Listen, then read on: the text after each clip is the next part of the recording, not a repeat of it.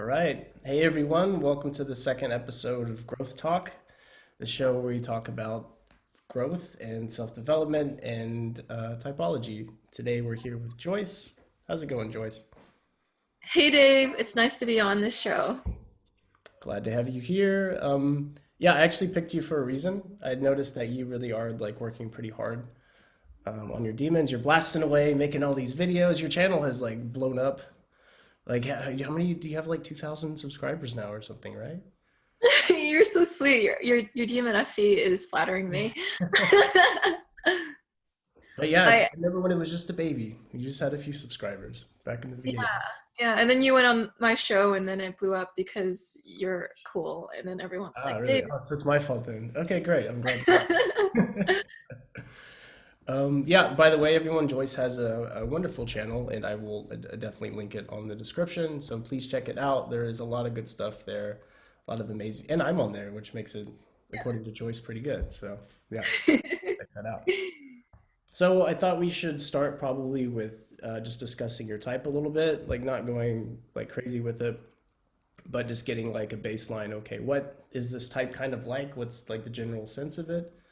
So, so your type is, correct me if I'm wrong, it's double feminine, NITI, sleep, consume, play, blast. Yes, bingo. What's his name? Oh, Yeah, hey. okay, good. Nice, and finger guns. I need to do finger guns more often, actually. I know it's like supposed to be like cheesy, but like I kind of like finger guns. I don't know. It's how you can make the charb cringe. It's number one. And it's Cringe. also endearing at the same time. So like you're kind of it's kind of self-deprecating that you're doing it, so it like somehow helps, right? Definitely. So tell us about an ITI. So that is, oh, for you MBTI folks out there, that's an INFJ, but they have a preference for TI over FE. So what is an I like? If let's say somebody thought they were an ITI and they were trying to figure it out on their own, like, what would they be looking for in themselves? Like, what's the general vibe of someone who's an ITI, would you say? Yes. So the NI comes out in wanting to find general meaning and noticing the implications of things and finding a sole consolidated point where it all leads to. And so the TI is finding like that logical link between it all too. Okay. So NITIs, a way to tell them apart from the standard is I had Klaus tell me that, the difference between me and a standard INFJ is that like I'm less performative. So in a sense, like I'm more authentic. So it almost seems like I'm kind of like FI-ish because FI and TI are both self functions. So I look a little more sincere and genuine than the average INFJ. Okay. And that was pretty funny because I was NT arguing with Klaus about it because I'm like, okay, so what really separates me from like this standard INFJ? And he's like, he pointed out someone who was actually like a standard INFJ, and I was like, oh, the sensory does not lie. Yeah.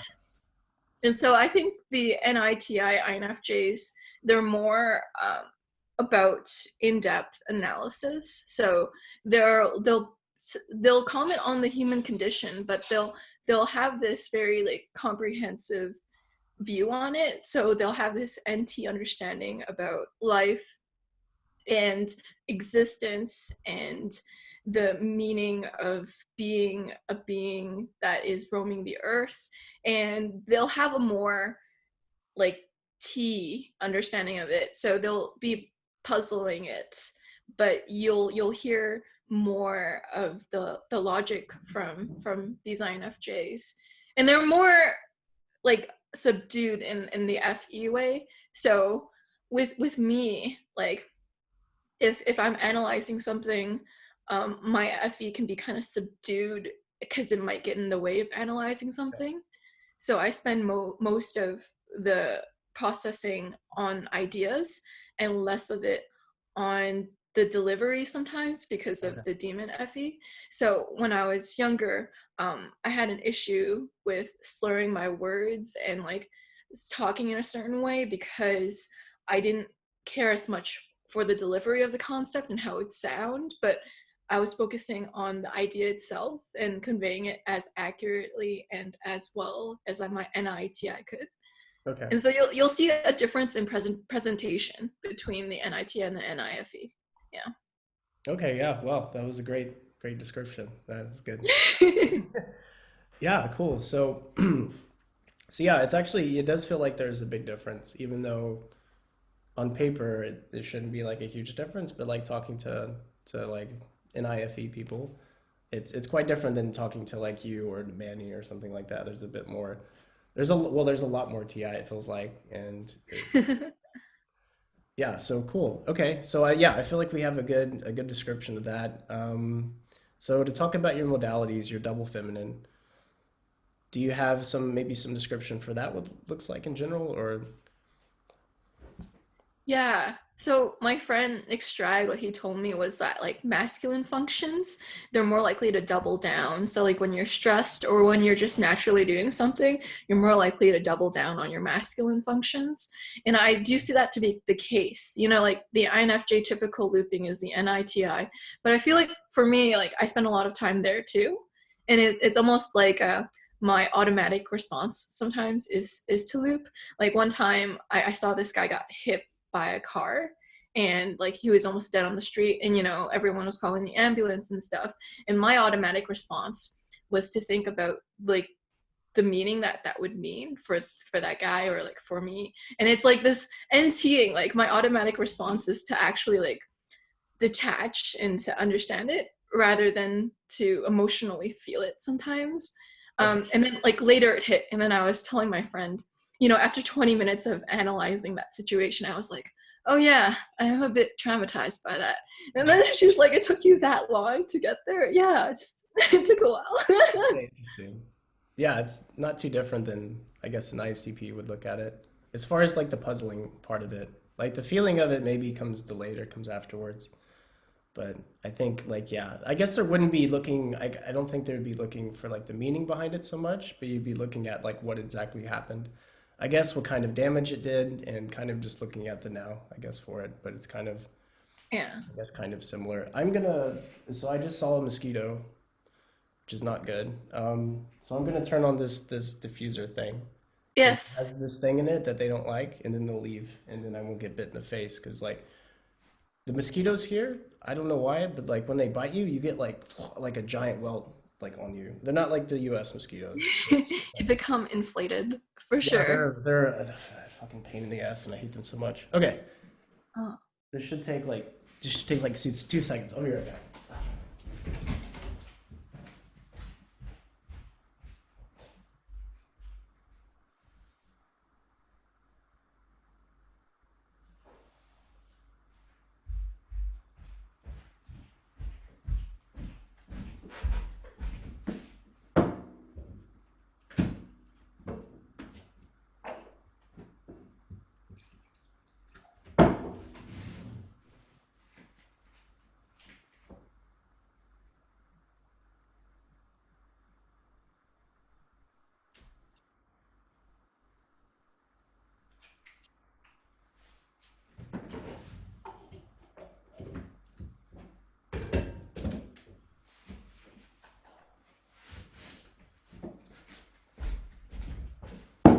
Okay, good.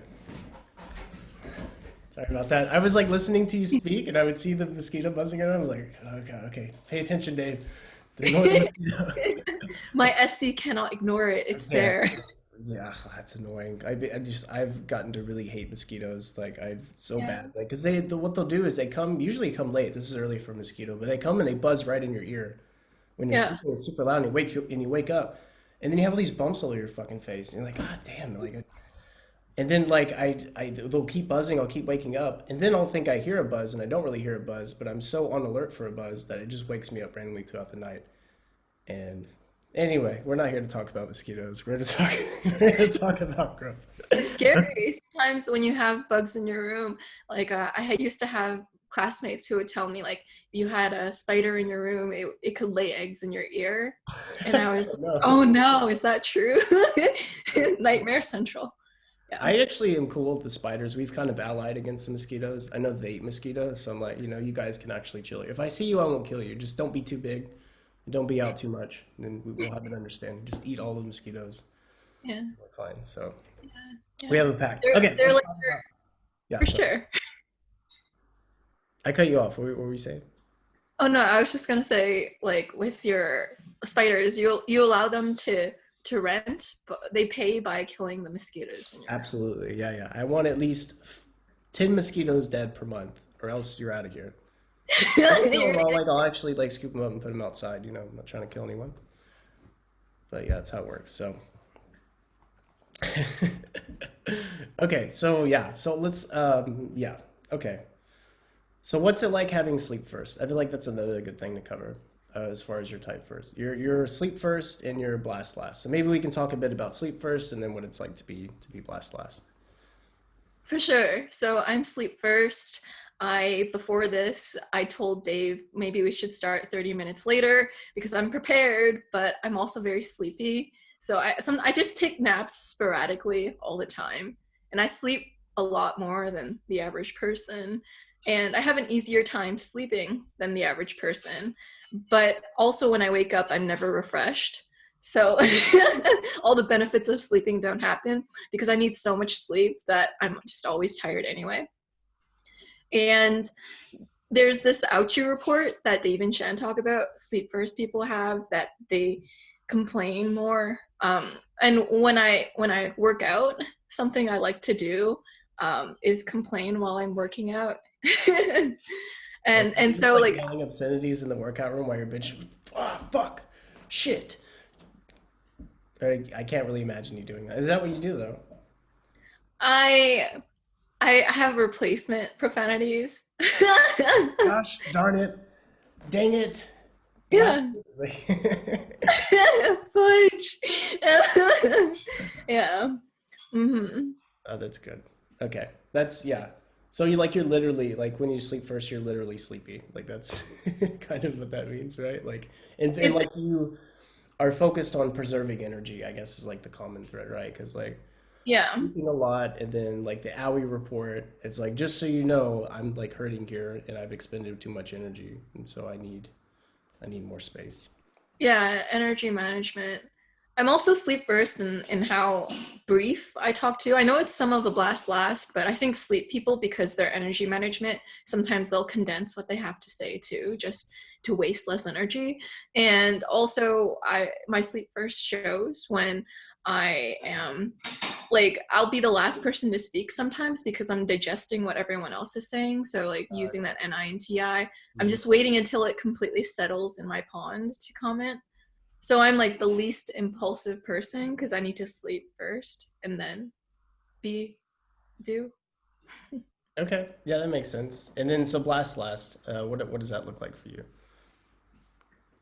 So blast last, what it looks like for me is I have imposter syndrome, and I think I'll always have it. Like I used to facilitate the MBTI in organizations, and I would know MBTI at that point, like for at least 8 years.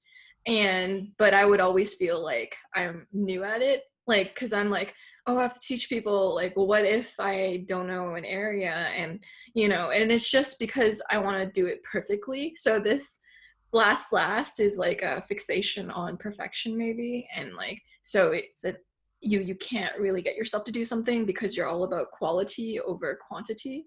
Although it's pretty ironic because I give a lot of videos now, so I'm kind of focusing on that quantity aspect because I noticed that if you do quantity, sometimes the quality will come. With Picasso, he drew so many pieces, and only like 0.01% actually blew up. So I'm going for that quantity approach, but my natural inclination is to want quality, and it can cause just not acting. And Shannon, when I had a call with her, she was like, oh yeah, that like no matter how much you become proficient at something, you still feel like an imposter is very blast last. And that's like why she settled on blast last for me when I was explaining how I never feel fully competent. Even though I could be the most knowledgeable person in the room, I don't give myself that leeway to think that. So it's like this perpetual humbleness that I can't erase from who I am. Yeah, I felt that. Yeah, of course. I mean, you know me already. I'm kind of the same way. Also blast last. So Yeah, during the ICP video, you were like, "Oh, I'm just new to these hand drums," and then you played at the end of the episode, and I was like, "Whoa, pro class!" And I'm like, "Yeah, the blast last humbleness." yeah, but yeah, but I know what you mean though. You feel like you're never quite ready. You feel like Yeah, there's still you could learn a bit more. Or I see where I'm missing some info here, and it could be better. The Picasso thing was interesting. That reminded me of like as far as the like quantity to kind of progress instead of like making things perfect. There was like an experiment where they had two groups and they were making like these clay sculptures or something like that. And so they had one group, they said, okay, make 100 of these, and the other group, make one, but make it the most perfect as you can, um, while the other group makes the 100. And they looked and see which one's better. And the ones that made the 100, little whatever they were making, the little sculptures, was infinitely better than the one where they spent the entire time trying to do one of them. And yeah, I think it's tough though, right? You want to like perfect, especially I feel like with having Savior and I, you kind of want to have all of your ducks a row, like mentally, before you like really get into it. And so it's probably so hard for you to just jump in there and just video, video, video. And yeah, so do you feel like that's been like helping you at all? Do you feel like you've like gained a lot of experience from that, or that's helped you like grow or become more confident in blasting or in general? yeah. I feel like the principle is like you'll never feel ready, so might as well do it. And it's good. Like I feel like it's a pro too to also know that I could have done better, because that's like my urge to over time make it a better piece. So it's like to have faith in how my blast last sees how something could be better from consuming, and to incorporate that over time instead of letting that take over my life and just doing nothing. Like I think about how I could have made my YouTube channel so much, like so many years earlier, and I'm just now starting, and I'm like, man, sometimes my blast last takes away opportunities in my life, because I took so many years to decide to start. But now that I'm going, I realize that, man, I should have done this way earlier. I feel it, yeah. Well, better late than never, you know. It's better than you having started it a year from now, right? So it's here and it's going well, and like yeah, that's really good. So let's take a look at your I guess timeline a bit. Like I kind of want to look at like how you were when you were younger and like how your personality type was, and I kind of want to just look over time to see how that developed and maybe some of the roadblocks you ran into, some like maybe turning points you had. Yeah. So in general, what was little Joyce? What was little Joyce like? Yeah, so little Joyce was obsessed with understanding things. And so this obsession drives depth, because if you keep searching, you'll find answers, whether or not they're good answers or not. And so I'm this person who wanted to have like meaningful conversations with people, conversations that mattered. And so I would really try to instigate that as a kid. Like, so let's talk about things that matter, and so that was something that was really important to me. And as a kid, I used to be really like distressed, not knowing why I was so different than other kids.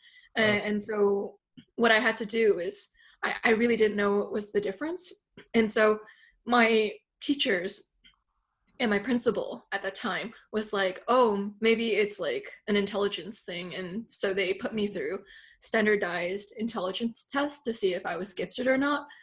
I'm not gifted, but it was kind of distressing. Okay, so if it wasn't that, then why do I feel so different than other kids? And so I went to, when I was doing that testing, like I was like, okay, you have to tell me an answer. Like it's either I'm gifted or I'm an Indigo child, or there's something really wrong with me. Please tell me. And so I was searching for that label, or something to ease my mind, because it didn't make sense. I keep NTing until it makes sense. right, right, yeah. So it drives everyone crazy, because they're like, what if there's no NT answer? Some people are okay with it not making sense. And I am not okay with it not making sense. Yeah. And so as a little Joyce tried to make things make sense. And I was really purposeful, and I really cared about integrity as a kid too. So the moment I could think a thought, I thought about how like the world wasn't made for me. And that's like the most genuine thought I had, because I know before I was indoctrinated with how the world was, I know my first organic thought was that I feel very separate from the world, and that I feel like I feel like I knew my purpose off of the bat too. I'm one of those masculine NI people who are like NI in that sense, is that I knew like I felt purpose, and I felt like my environment didn't have purpose. And so I felt tension, because I was like, how do I live up my purpose if what's around me isn't reflecting something that has a purpose? And so as a kid, I went searching for it, you know? And so through NT, I find my purpose through understanding, like truly. And sometimes the truth is too convoluted. I noticed that when people try to solve things, like they'll stop halfway. They'll go like, okay, easy solution is this. But I'm like, okay, what if you just sit with it a little longer? You sleep with it more, and you might arrive at something that makes more sense than what you went to. And so I always felt like I lacked connection with people, because I feel like there's intimacy in understanding something. And I felt like people didn't go all the way to understanding something. So there was never intimacy in relationships. And so that's something I struggled with. I'm like, to be intimate with an idea is to honor it and to solve it completely. Because NI is like, I want to figure out an idea completely that leads to one point. And so I was like, why isn't everyone else NIing? You know, and I Yeah. felt a lack of intimacy with my environment, because when I would want to understand something fully, no one else would go there with me. And it was almost like it's isolating in its own sense, because you feel like your reality is gaslighted. It's like, oh, I care about this thing and talking about this thing, but no one else really sees the value in it. And so I felt kind of gaslighted for being different than other people, because it's like, for me, there's no intimacy if you can't like NT an idea, because then do you really know that idea at all? Like for instance, you know, a sensory example is the concept of love. You know, do you really know love if you don't think about the long-term implication of what love is? So a lot of people say the word love, and then after 1 week or 2 months they break up with that person, or they go like, I hate this person now. And I'm like, do you really love that person if you could have like liked them and then on a dime hated them? That just seems like a chemical reaction. Like it seems like kind of egocentric too. It's like, I get to choose when I love this person, and then when they do something slightly that offends my ego, I Yeah. cannot I stand this love them person. when they act the way I want them to. If they don't, then Yeah, yeah. yeah. Yeah. It's like you like the version that you're okay with. And that's not loving something in its entirety. And so like love is is more transcendent than a moment to moment experience. But I felt like if people couldn't understand that it wasn't just a transient experience, but it's a choice, because even if they annoy you, it's like sticking with that and like finding that the long-term relationship, the thing that you're creating between you two, that relationship baby, is worth the annoyance or worth the things that you go through. And it's like love is you working towards like the greater good of the both of you creating something beautiful. And I felt like the meaning of love is lost when you forget that. And so I had a lot of despair, like trying to like connect with people on, you know, topics like that. Like, do you really understand what a relationship means? Or it's kind of like serious in a way too. I feel like my NI can be kind of serious, because it's like, if you don't understand this about love, do you really understand it at all? So you But were thinking about love when you were like super little, like you were dissecting like what that exactly is. yeah, Okay. yeah, Wow. Okay. yeah. But with other people, it can seem like you're making a mountain out of a molehill. It's like you're making such a big issue out of something so small. It's like, you're not even going through this right now. Why are you thinking about it? But it's like, it's important, because understanding this idea like forms the trajectory of how your life will go like. Because if you have a certain idea of what love is, and it will inform how you treat that concept of love, and how do you respect love without understanding it. And so I don't know, it's like, and then I would be plagued with these existential questions. Yeah. Well, that I mean, yeah, like it is. It's not making a mountain out of a molehill, is it? Because I mean, love is kind of the basis for our society to some degree, and it's the basis for a lot of different things. And it's like without Yeah, that, you know, it makes a big part of everything, right? So like, yeah, you know, I think that makes more sense than worrying about what you're gonna have for lunch, and to me. But it also sounds so like when you're talking about the environment lacking, I don't know if you said structure or purpose, but there was something about the environment you were disconnected from, and you felt like that you needed that there was no purpose to it or something like that. And so you were searching for your own purpose or your own way to go, or it looked like you were trying to make order out of what you perceived as chaos, and you were doing that through like your own trajectory in life. And that's interesting because I feel like if you were NIFE, it might be the opposite, where you're trying to make the outside order, the people order instead of yourself, and then yourself kind of gets ignored. So I wonder if that's like a big difference between those two types at all. I don't know. Do you resonate with that at all, or yeah, that makes total sense. yeah, It's like I was trying to order my environment, because I kind of I saw it as disrespecting the NI concept. So the NI concept is the general way you should be understanding love in order to have healthy relationships.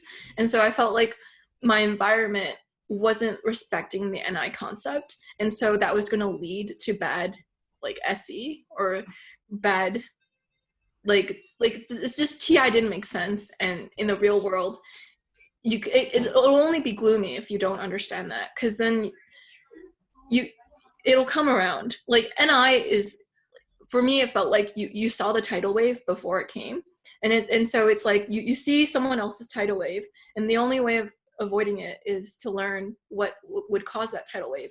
But you see people running into their tidal waves because they're not even respecting that there's a concept, a reoccurring pattern behind it.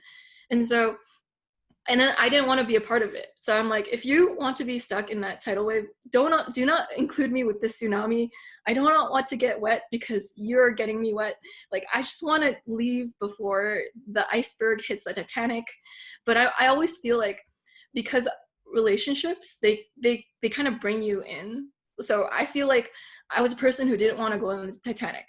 And then someone's like, come on the Titanic. Like, too bad, I already bought you a ticket. You have to come. And so I'm like reluctantly coming on. And then it starts sinking because it hit the iceberg. And I'm like, I knew this was going to happen. And I'm like, I didn't even want to come on. Because like with FE, sometimes there's like chaos that comes with it. Because it's like, yo, like sometimes people and their values are, they're not healthy. And so because I'm TI savior, if myself sees a better way, I don't want to go on something that disrespects myself, because I know the logic of it already. If I were to go along with their faulty logic, it's like disrespecting my logic. yeah, yeah, yeah. I know exactly what you mean. That's the worst when you get pulled into some like dumb shit that like you guys know how this is gonna go, right? Like, and it's like, no, come on, you have to, you know, come with us, and then you're like, oh, I already know it's gonna rain today, and it's gonna ruin the whole event, but we'll fine, we'll go. It rains, you're like, I told you, you guys wasted my whole day doing this shit. Yeah, absolutely. So it's like, yeah, you could see other people's patterns and what they were running into, and so for you, that was, or maybe I'm assuming here, but like for you, that must have felt, I guess, a bit alienating. Like it made you probably feel separate from them, and also like, hey, guys, can't you see this? What are you doing? Like, you go, why isn't anyone else doing this? Am I the only one that's seeing this here? Like, that's got to Yeah, really make you feel like you're kind of separate from everyone else to some degree, does it? yeah. It makes you feel alienated. It makes you feel like what you're perceiving doesn't exist. So like my NI doesn't exist to other people.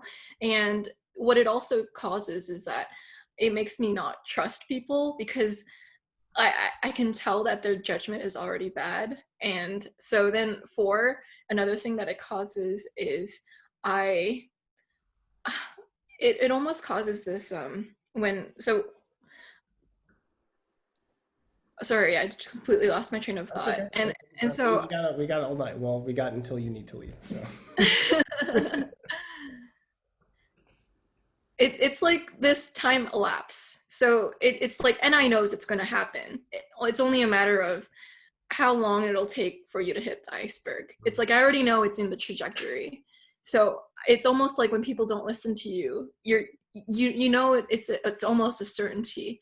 You want to be proven wrong, but it's like, it feels like my whole life is waiting for a time eclipse, like waiting for the time to just run out until the outcome I already thought would happen. And so it causes this fatalisticness or nihilism, because it's like knowing your own death, and it's like, oh, well, I'm just gonna wait until I die because I already know the details. oh, man.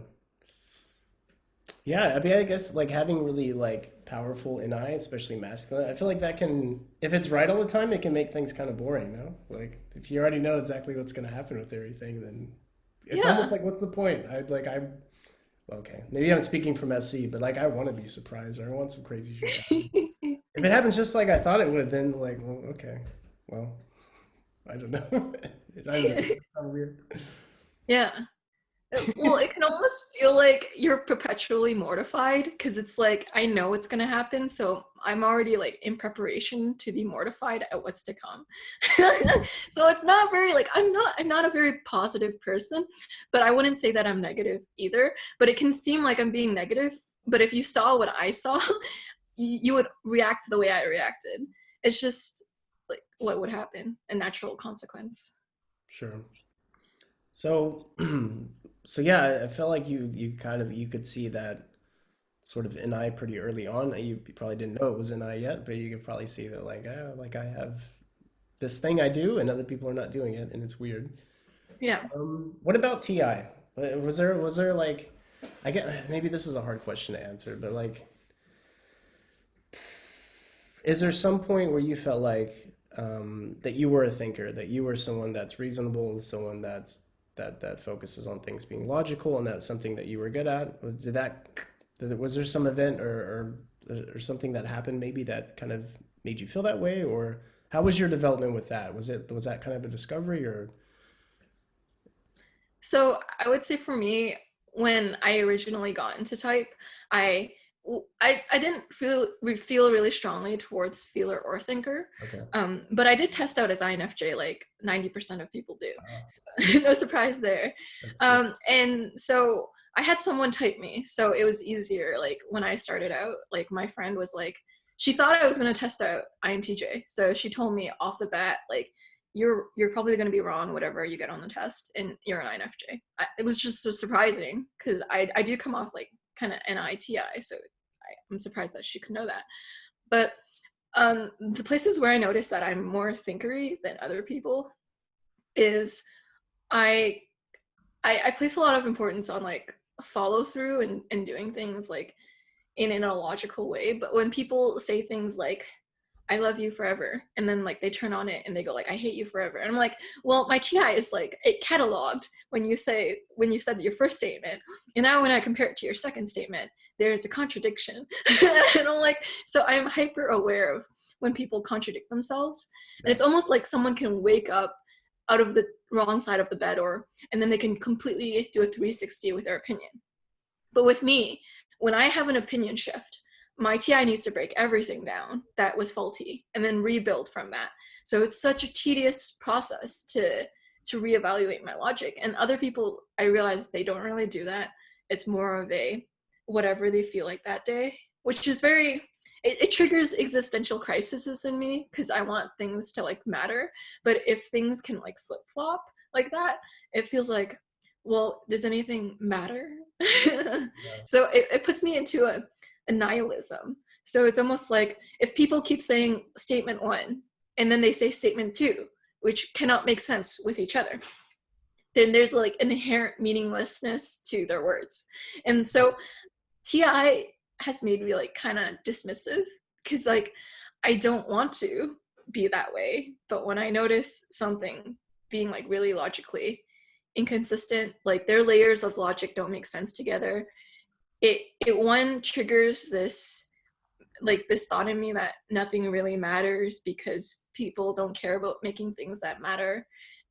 And that puts me in a kind of fixed mindsetness too, because that's like a really fixed thought. It's like, oh, you don't, like, you're kind of stuck in your negativity around how people don't try to stay consistent within themselves. Hmm.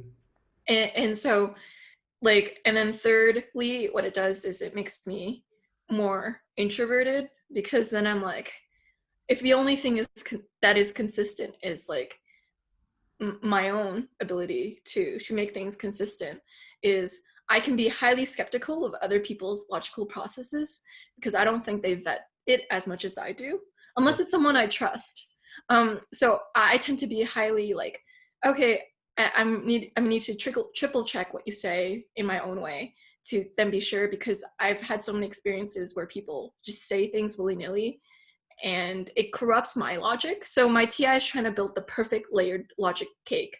So, you know, crepe cakes, they have 50 layers of crepes. And so when people add like a layer of poop inside my cake, Bullshit. I Yeah. really do not appreciate it. I'm like, I wish I never incorporated that thought. And so to prevent the layers of poop in my crepe cake, I'm like, okay, I'm gonna have to not let external people corrupt my internal logic, Okay. which makes it so I have to vet whatever comes inside me. You know, like Benjamin says, TI users are the ultimate authority to their logic. I feel like I have that, which makes me very TI. I mean, yeah, I mean, you spend so much time on it, and you really look hard to make sure that it's consistent and that it's right. And after all that hard work, of course you're going to assume that it's right because if it wasn't right, then you would see it, right? But it can be very subjective, and it's even though your logic can feel very right, oftentimes there's something you missed, which is frustrating for the TI user. Do you Yeah. ever so like you were talking a lot about like not liking it when people contradict themselves. Are you like overly aware of it yourself, where you really try hard not to contradict yourself? Does that ever? Um, I feel like I try really hard to be like true to whatever I logically thought. So I feel like I used to think I was a type 1 Enneagram because I was like, well, I have integrity and no one else has integrity. And so TI can have like an arrogance to it, or at least I did. But it's not arrogance, it's more like disenfranchisedness. It's like I lost my belief that other people cared about having integrity with their thoughts. okay. And so when I was younger, I had an ISTP friend in high school. And the reason why I think ISTPs are so cool is I think that he was consistent in his own way, or at least like he didn't cause things like to be like just purely undealable. Like I related to his TI, like I understood where he was coming from, and I could respect that. And that was like me learning to respect like someone for the first time, like because I generally do respect people, like I treat everyone with consideration, but I felt like my heart of hearts had difficulty like learning like what a cool human being could be until like I met my ISTP friend, and I was like, wow, he's cool, you know. His demon Effie is almost like really sweet, and it's like it was really kind in its own demon Effie way, you know, and I related to it because it's It's like an awkward enough. one. It's like enough FE to make you comfortable, but it's not enough FE that it's like overly helping you. So it's like the It just comes perfect out every amount. once in a while. So when it does come out, you appreciate it, right? Like it's not every day. Yeah. Yeah, like for me, I find that I actually contradict myself all the goddamn time, and I didn't realize that until I started making videos, and then I'd like watch an old video that I did, and I'd be like, well, like that's not what I think. Is that what I thought then? I was like, no, wait, I didn't think that then either. Why did I say it like that? And I thought about that a lot because it's like, okay, I don't like that I'm not consistent like that. But then I realized like I'm not the same person every day or every second or whatever. There's always change. And the air temperature, the context of the conversation, the have I eaten today? What did I just read a second ago? What blah blah blah. All these things factor in to whatever I just shot out of my mouth. Unfortunately, it isn't just straight from TI. I wish it was, but and so I've realized that okay, like because I really hate contradicting myself too, and I also don't like it when other people contradict themselves either.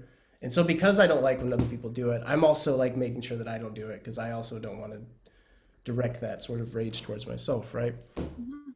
But damn, I do it too. I'd fuck it up too, and so Oh, it might be the blast last too, because when I talk to people, sometimes I'll say something because my blast last is like it's kind of like a child and it sucks sometimes at talking. So I'll also say things that will pop into my mind, but because I'm not good at conveying stuff, sometimes it'll be an opinion that's not completely representative of what I yeah, meant to say. sure. So, and it's also just in general when you talk to people, it's hard to stay consistent because then your FE's like, oh, that person, I'm just gonna jive with that person and go along with them, and then you're like, oh, I said something. I do that, yeah. I found I do that a lot, like or just like or exaggerate a lot. I find that I exaggerate a lot. A Uh-huh. lot of times to get people to laugh, or to Yeah. whatever. Or sometimes I'll say something that's only half true, maybe to get them to laugh or to make the other person, Uh, but it's not necessarily true. There's some things where I won't do that with, but other things I don't care about are not that big of a deal. I'll mess with the wording a bit just to make the other person feel good or happy or to laugh. yeah. Yeah. And so I FE. wonder like where the boundary is though. That's where I'm like, should I be perfectly truthful all the damn time or should I, you know what I mean? I'm like, I don't know which way is the right way. Um, Yeah. yeah, Yeah. it's a weird sort of seesaw that you're on. Um, Yeah.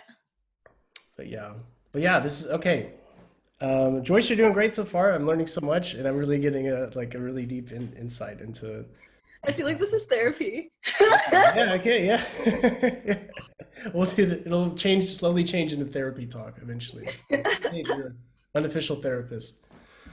Um, well, so can you think of some like demon FE moments when you're growing up? Or some things that like, if you want to talk about them. By the way, if anything is too personal or you don't want to talk about it, feel free to just tell me to shut up. It's totally fine. But if you do have some examples or maybe some common occurrences that happen that would be like demon FE related, do you have anything? Do you have anything like that? Yeah. So I have this like saying that with ENFJs, I feel like they're a better version of me. It's because their FE is a savior. And I'm like, dang, I relate to their cognitive process, but they're like sparkly, they're like shiny Pokemon. And so my issue with Demon FE is sometimes I can feel like I'm not a shiny Pokemon. I can feel kind of invisible sometimes. Because I don't have that FE sparkliness. Because when you care for people's values in a very open way, it causes people to gain friendliness with you.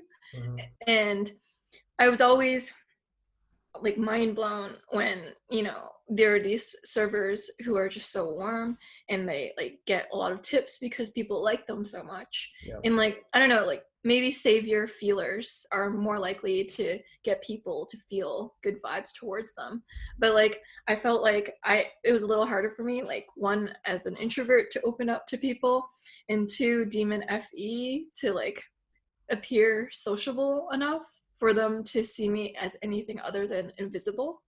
So a big problem in my life is feeling like I'm a ghost and I just fit in. I'm some sort of wallflower. And Okay. if I had more FE, I'd have more pizzazz. Sure. So I guess, did you feel like that during school? Was that like a big theme where you feel like no one noticed you or I felt like that in school because the only thing I had to offer was my NITI. And okay. I feel like people, it takes a while to process it too, because it's not like NI stuff is never stuff directly in front of you. It's normally in its own metaphysical realm. And so people, they have to tune out of what's happening now to figure out like what you're saying. And that's a lot of work for people. Hmm. And so I feel like I'm with my NI, it's like a soul trail that I'm on, because it's like this personal idea that I have, but I realize it's not personal to other people. And that can be like tough because that's the only thing I really want to talk about that fills up my cup. Hmm. And my FE is not like strong enough for me to want to stick to other people's topics for their own values, because Okay. like maybe FE would care more about the values of the tribe and go with topics that the tribe would care about more. But for me, I was like, I care about that to an extent, but I also feel like I'm betraying myself if I never talk about the deep topics that I care about. And so I was always like with my demon FE, very hyper aware of self betrayal because my TI knows when I'm betraying myself because it's a self focused function. But my FE was like, I secretly want friends for life. So was there, do you feel like there was a point where you got like your FE on board, or do you feel like there was a time where you started double deciding more? Was there a point where you realized that like I need to, of course you didn't know what FE was back then probably, but like was there a point where you're like, okay, I need to be more sparkly, I need to interact with people more, I need to do this. Was there a point in your life where you started balancing that out? Yeah, I feel like I also balance it out naturally. Like I'm not very fixated on people and myself, although I'm talking about it a lot because it's the topic of right now, and I thought Right. I'd share about it. Mhm. With with me, it's more like I just like to go between the TI insights and like getting along with people. And it's like, so in school, I would just like, I'd go like, what does everyone value and what do I think? And I'd go between that. And that was quite interesting for me. Where the single observing shows up is that people will freak out about issues and get super gossipy, like, hey Sharon, she did this, did you know? And I'm like, yeah, okay. Sharon. So I was less about like fixating on how like a single person would see me or fixating on people dynamics, but I was more like focusing on my thoughts about humanity, life, and existence. And I would be a really spaced out kid because of that. Yeah. Forgot what the question was. Uh, I forgot what it was too. Something about, oh yeah, yeah. When did you start like double deciding? I guess it happened like fairly young, and that's Yeah. one involved Like, with the. yeah, I feel like I double decide in such a way that I sometimes feel kind of evened out with my FE too. Like when I'm asked like my demon FE, it just feels like a normal FE, and because it's in the middle, Mhm. like it's kind of like it's not really deflated, but it's like there. So I get confused with that question sometimes because I'm like, well, my FE it naturally comes in too, and so my TI and my FE will dance together and waltz, and it's not like a big issue. So Mhm. it's been my entire life where I've had my FE. I just wish it was like a savior because then I'd be pizzazzy. Like there's a saying, all sizzle no steak and all steak no sizzle, Mhm. and I've always felt like I'm all steak and no sizzle. So it would be nice to have more of that savior FE to be more sizzle. Okay. Yeah. Well, I think you're doing a great job. I feel the sizzle. I feel the FE, Like if I didn't know your type, I wouldn't immediately think, oh, this is a TI savior. I wouldn't get that impression. So yeah, so, Yeah. yeah, you're doing good. But so do you still feel invisible, or was that something like just when you were young?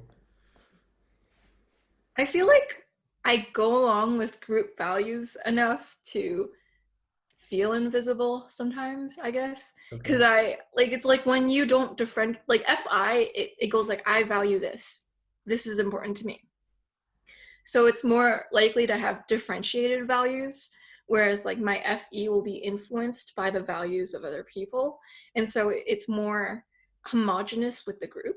And so sometimes it can cause an invisibility. Plus, like, I just am quiet. So I'm last. So I'm also invisible because I don't talk.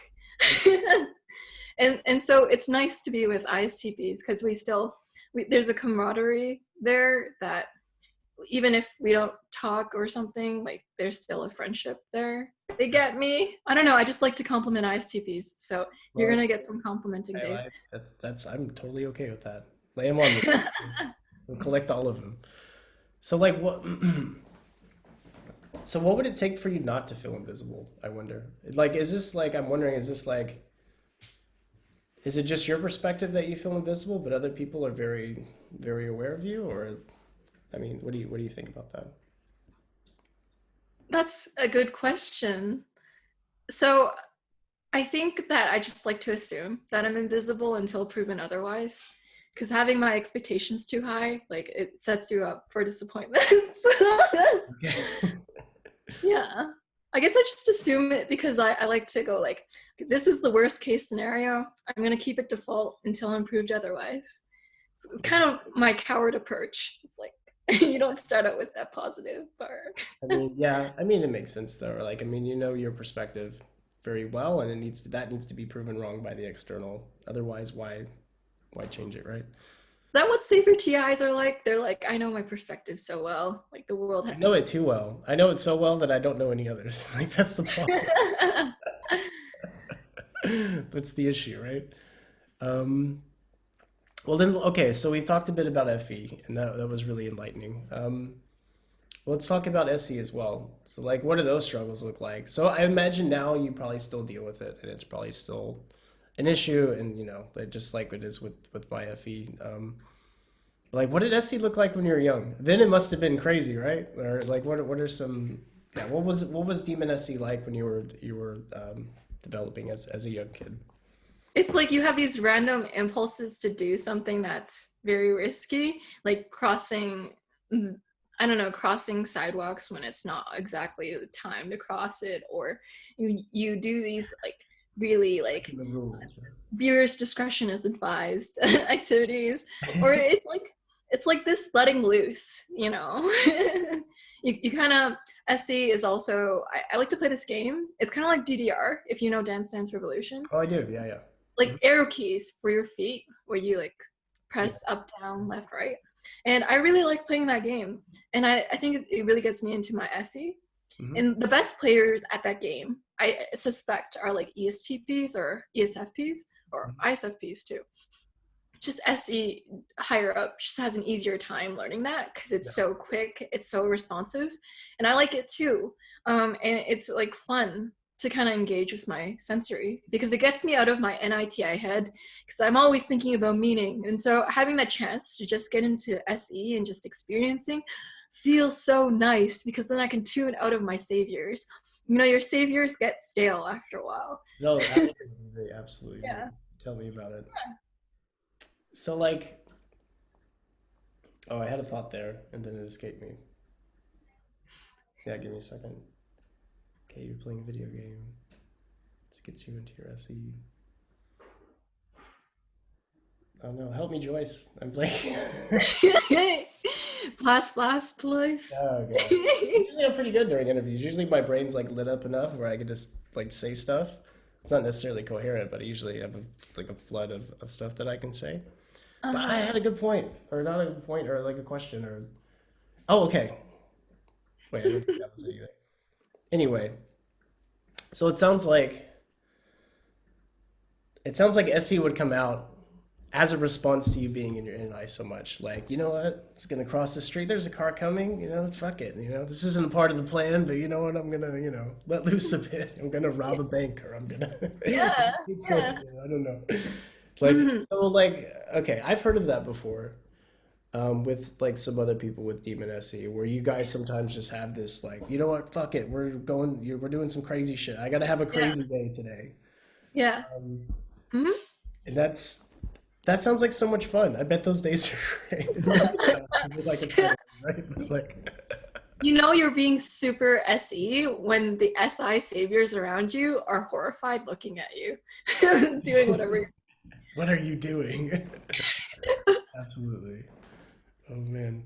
So like, what's like? I'm really curious to what Demon SE looks like, because I don't.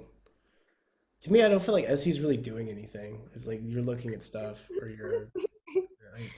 I don't know. How do you fuck that up? I don't know. I can see how you could fuck up NI. NI is a complex, like like um,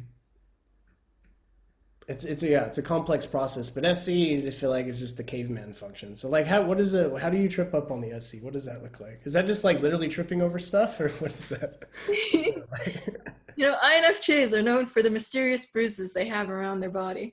I'll have bruises and I'll take pictures and I'm like, who did this to me? Oh, it was Did this to me. it's my own demon that did it to me. It was you, Joyce. You did this to yourself. Demon SE Yeah. happens.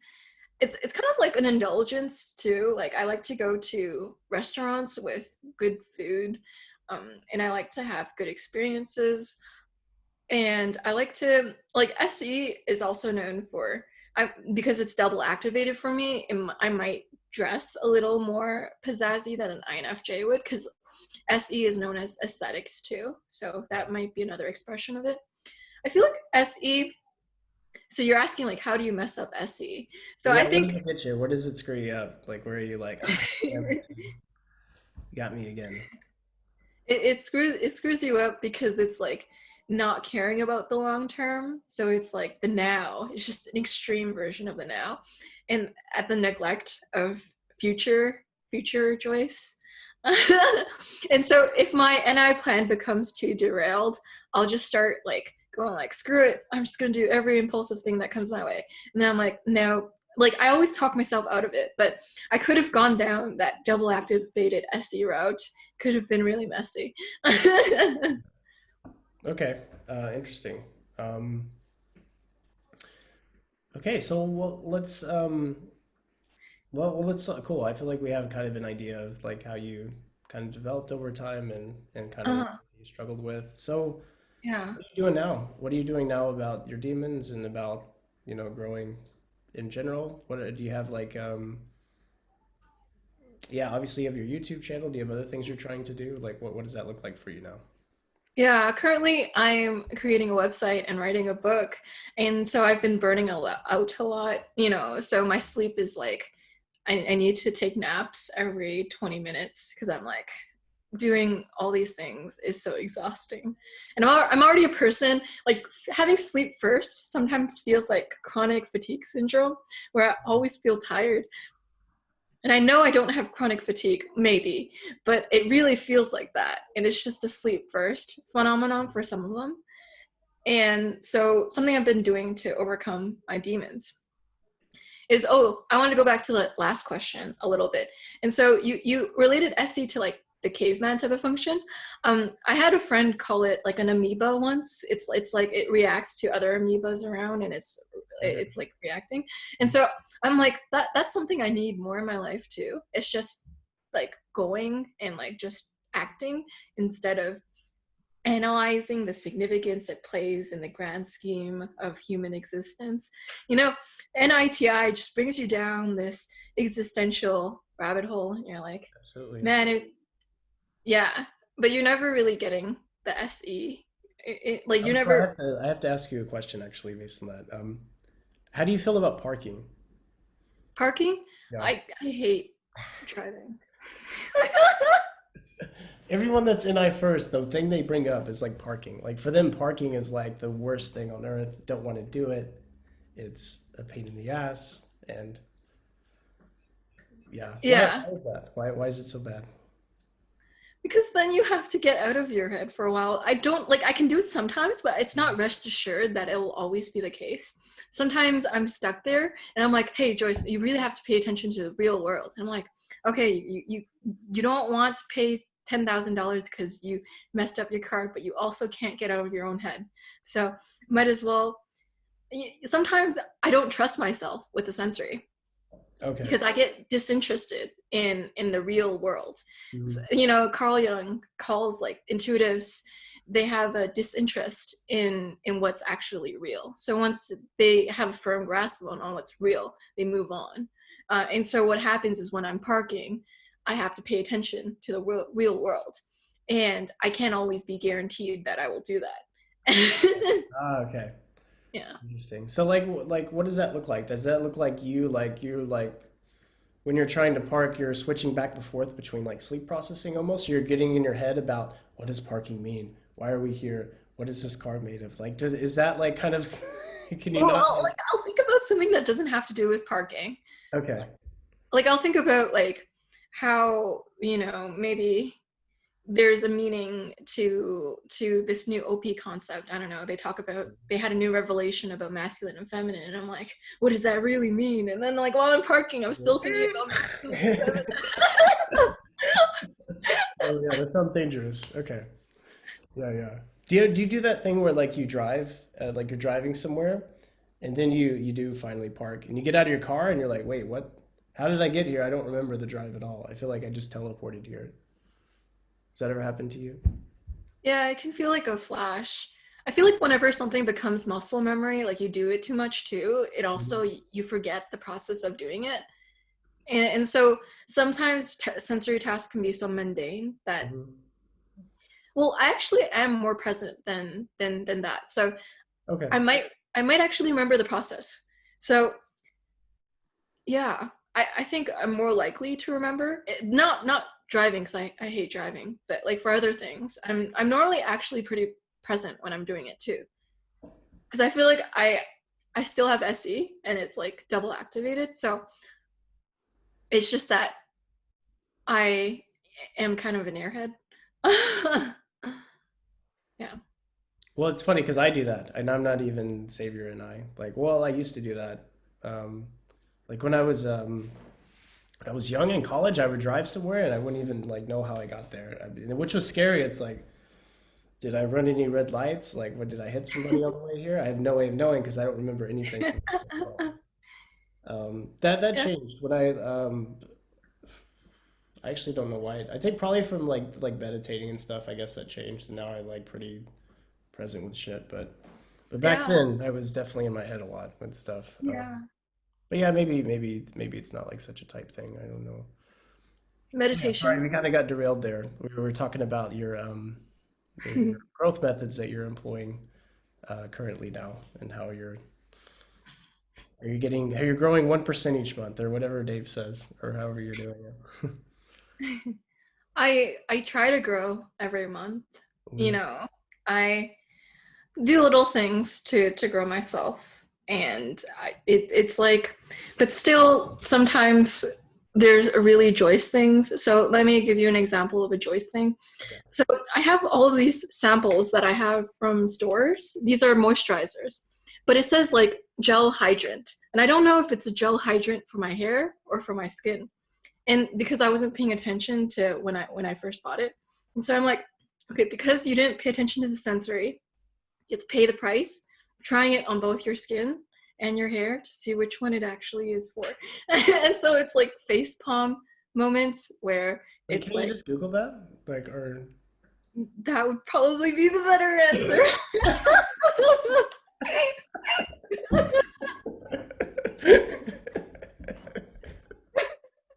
but that's you're now you'll know for sure. You can't always trust the internet, right?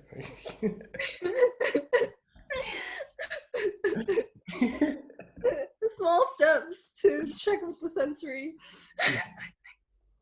But if I don't try it for myself, then I might have an observer conspiracy about it. I'm like, True. well, yeah. Yeah. You could have a And yeah. yeah. And so I think a growth step for me has been um, allowing people to teach me about their lives. So instead of like and I trying to figure it out all on my own, like with type talks, I'm having people explain their experiences to me, and it's humbling, and it gets me out of my TI savior because it like, or my NI savior too, that's ignoring reality, and I Mhm. have to actually confront people's real experiences, and like I have to respect reality, and so I have to, so it's like gathering information, but it's actually gathering real information. And there's a certain vulnerability that comes with like genuinely like talking to people too. Mhm. And so I'm learning that engaging with the real world, and engaging with your feels, also unlocks a new level of intimacy and vulnerability, whether or not you like it, with Yeah. people True. that you're talking to. And it's nice because you have a more personal level of getting to know people, and that's something that's really been in my life recently. And growth steps I've had too is that I think it's it's really cool to just SE gather a variety of sensing information. Like I never knew how like what's behind you. I believe it's called like a hand drum or something. Handpan, yeah, yeah. Handpan, yeah, handpan. And so I never knew how a handpan sounded like until like you played it. And so like being open to the new SE and just like hearing new sounds and stuff, it's really cool. Because I it was like a new thing. I was like novelty is Ah, that was really the first time important. you heard it. Oh, okay, that must have been shocking then, because it doesn't sound like anything else, does it? It has its own way of sounding. Yeah. Yeah. It has its own like B Celtic minor. Yeah, yeah. It's good. Yeah, it's getting I guess fairly popular now. There's a ton of music of it on YouTube. And yeah, it's really nice, super relaxing. It's a great instrument. Um, Yeah. but yeah, that's so yeah, being open to other people's experience is part of your growth. And that like I can relate Yeah. to that too. I think well for me like I want to know about somebody's like SE experience, I guess. Like I want to know about like a trip they went on or things like that. I don't want to know about their theories and stuff though. If they have their own theory of something, I'm like, yeah, get that out of here. I don't want to hear about that. Which is something I need to be more open to. But it's funny because like the N is the demon, so I wonder if it's like related to that. For you, the S is the demon, so like the actual somebody's Yeah. experience is like where reality is like, Oh, but yeah. It's like with you, you want to hear about the time they were on a kayak and almost died falling in the water, oh but they yeah, I would got love to hear that, of that course. would be so fun. But for me, I want to learn about that, but I also want to know about its NI significance to like what it taught them or their Okay. lesson from that. Yeah, and that's a mindset I need to adopt. I usually kind of reject that for some reason. Um, Not reject it. Like if somebody tells me about it, I'll listen. But like I'm not asking them about that though.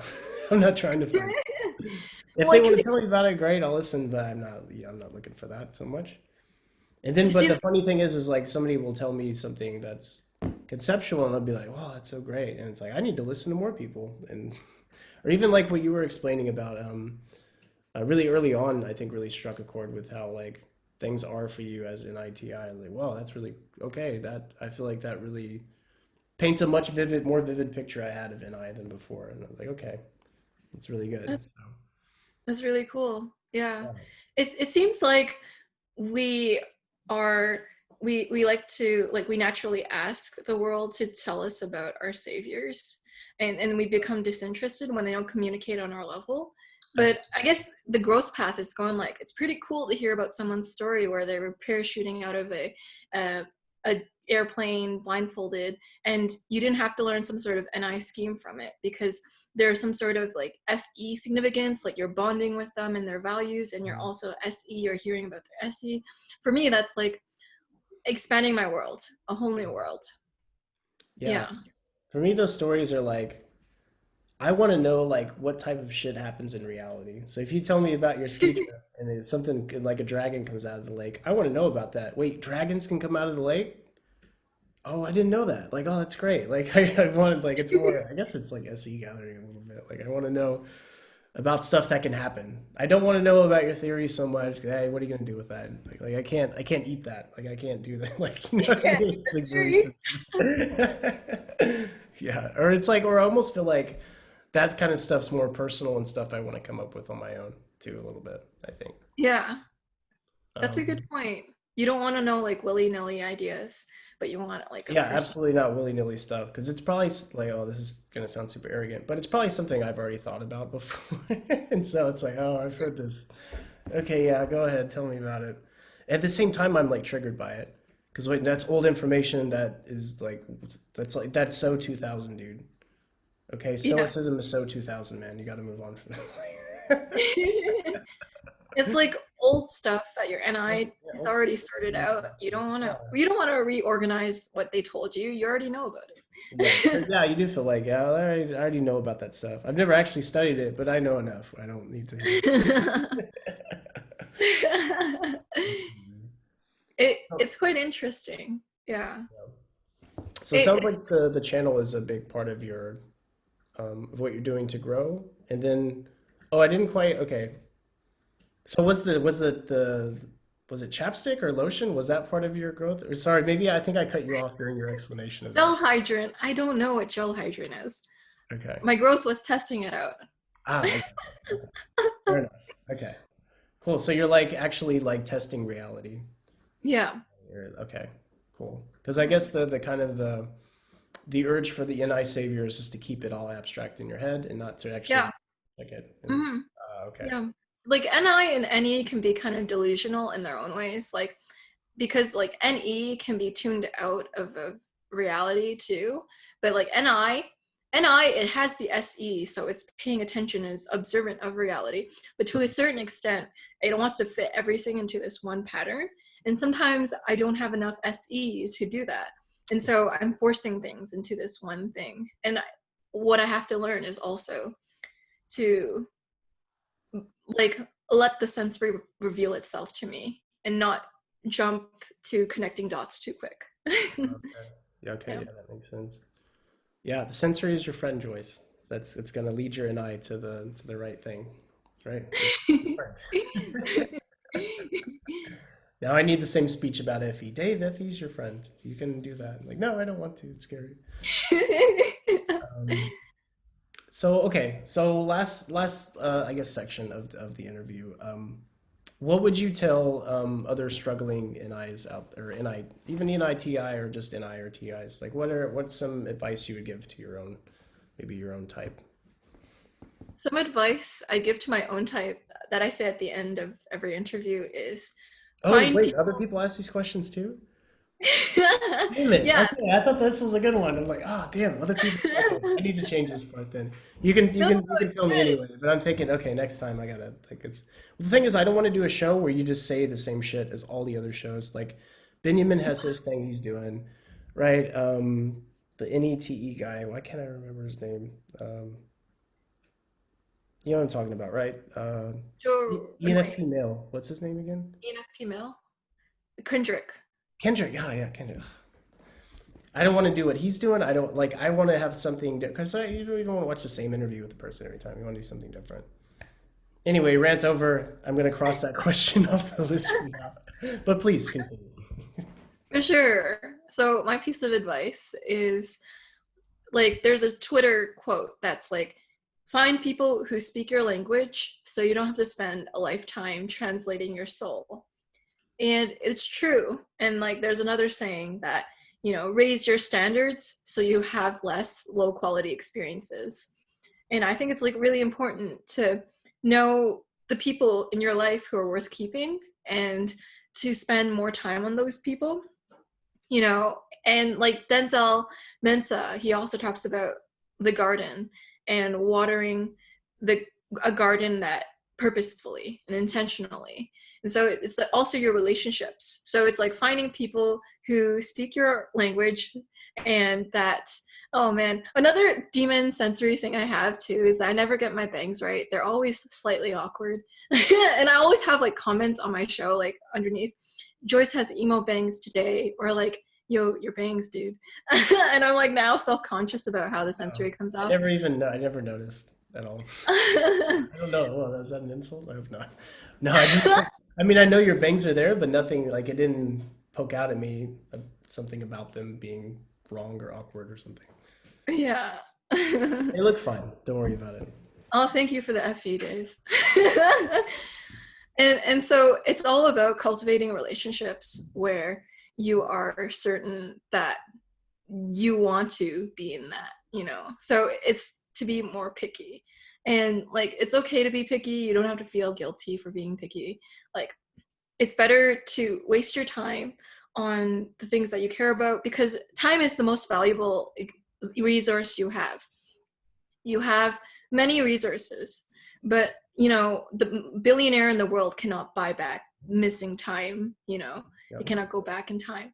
So to treat your time as valuable and to not do things that don't spark you joy. You got to learn that FI too.